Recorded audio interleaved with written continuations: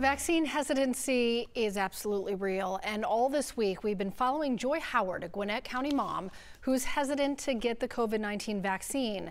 She's been talking to a variety of experts and getting the answers she needs. And now it's decision time. Joy explains her decision to reveal investigator Andy Perotti. Do you have a decision? I think I do. I still have questions. Okay. But they won't be answered. I have to just come to terms with that.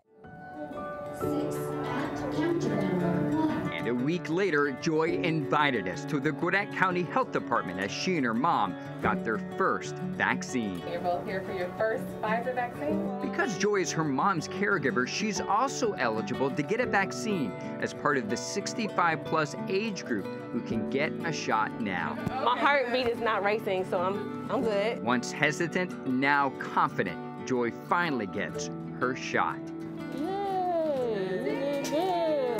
Did meeting these experts help you trust the science more?